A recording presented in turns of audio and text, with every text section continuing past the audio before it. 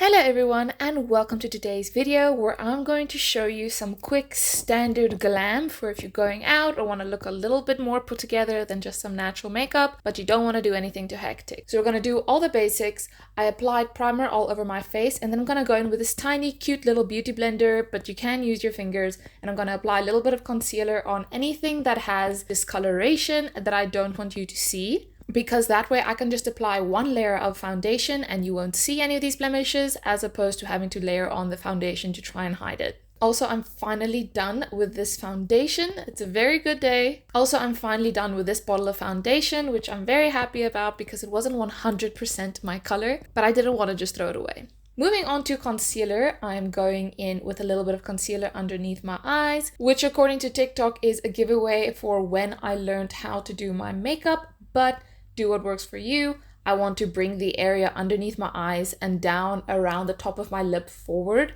so I connect the concealer there and then I blend it all in with a damp beauty blender. I first blend out underneath my lower eyelid, and then with residual product on the beauty blender, I take it up to the lower eyelid, and then with whatever is left, I go on top of my upper lid to make sure the whole area is covered nicely, but it won't crease that much. I'm going in with loose banana powder to set where I applied the concealer because I want that concealer color to be lighter than the rest of my face. So even though I'm going to set the rest of my face with foundation powder, I don't want that to again darken the under eye area. I do want that to be a brighter area, so that's why I'm using the two different powders. And if you want to apply powder with a puff or a brush, it's up to you. As much as I think puffs are fun, my heart ultimately lies with my kabuki brush. Then I'm going in with my Shade and Light palette and applying a little bit of a bright color where I applied the concealer. Again, making sure it's bright and making sure it's set well, but more just to feel like it's complete and I did everything. And then I'm moving on to contour. I am contouring around my lips, I'm contouring on the sides of my nose, and for this I'm using a relatively dense and small brush, so be careful that you don't pick up too much product, because the more you apply, the more you have to blend. Next, I use a bigger, fluffier brush for the rest of my face.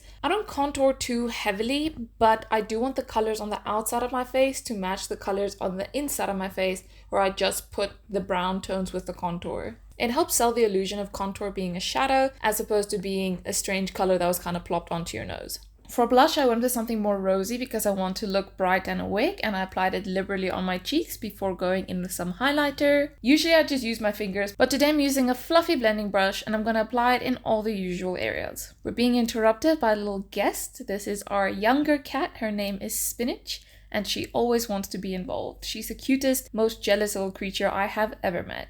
But beyond the normal places of the cheekbones, under the eyebrows, and on the nose, I'm also going to highlight a little bit on my chin, on my forehead, and on my collarbones, because we said glam. And if you're going glam, highlighter is the way to go. Because it really feels nice to see the light catch on your highlighter, to see it like on your collarbones. And then because I already committed to the bit, I contoured my chest a little bit as well, but you absolutely don't have to do that. It was just fun. But I used all the same shades that I used on my face to again make sure everything is cohesive. Moving on to brows, nothing has really changed here. I always brush my brows out with a spoolie first, and then I go in either with an eyebrow pomade or an eyebrow powder, depending on how I'm feeling, but I use the exact same brush and I follow the natural shape of my eyebrows, and I make sure to fade out the front so that I don't have block brows. I already have pretty defined brows as is, so I can't really do too much about their shape. I just want them to also be done so that they do match the rest of my face. Onto lips, I am using this lip liner that I have been loving recently. I like the color, it's a good nude color, and I promised to give you the name and forgot to put it in the description last time, so I'll definitely do that today. But I'm lining my lips as I usually would and then overlining a little bit. This is because an overlined cupid's bow and slightly overlined lips are in again, and to do that, I follow the edge of my lips until I get to the middle third, and then I go just below the edge, and then at the top I extended the sides of my cupid's bow until it eventually connected. And then I played with colors to fill in the rest of my lips. I shaded it a little bit, And then I played with different colors to shade in my lips. I had the lip liner on the edge, a bit of a pinky color in the middle, and then a touch of red to brighten it up. Moving on to eyes, you can kind of do whatever you want to, as long as there is a little bit of shimmer and a little bit of definition in your crease and eyeliner. So for the little bit of shimmer, I picked up the shimmery shade I never use, so I decided why not. I first went in with one that had a bit of a pink tone to match the lip. Then I went in with one with more of a gold shimmer because I like its finish more. And then I added just a touch of definition in my crease with 2 different shades of brown. I then connected those 2 colors to the lower lash line, again, to make it look like you thought of everything and you didn't leave anything out because you were rushing. And then made sure everything was blended well before going in with a nice bright shimmer shade in the inner corners of my eyes.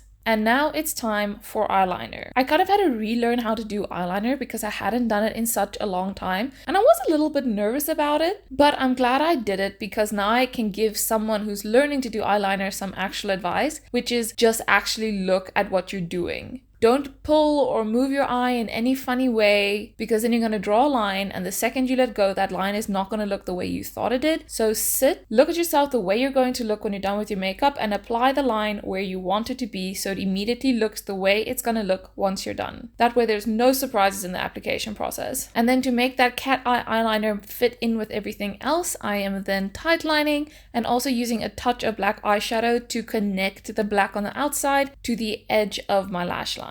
Otherwise, there's that little bit of a gap right where your lashes are between the eyeliner and the color you use to tightline your upper waterline. And filling that gap in with a touch of eyeshadow makes a world of a difference. For lashes, you know the deal. I always curl them and slap on some mascara. There aren't really any mascaras that are great and worth telling people about, but there are mascaras that are bad, especially the ones that dry out quickly and make your lashes all clumpy. But because we're going glam, we're going all the way today, so I'm also applying some false lashes. I haven't worn them in a while and I actually think they're quite cute. I missed them. And now to complete the look, I'm going to let down my hair a little bit. I actually filmed this because I was planning on doing a set-on video where I talked to you after this, which I ended up not doing because of a lot of noise outside. So I'm really glad I filmed this, otherwise you never would have seen this look. But then this is the final result. Thank you so much for watching. I hope you enjoyed this video as much as I did, and then I'll see you again next time.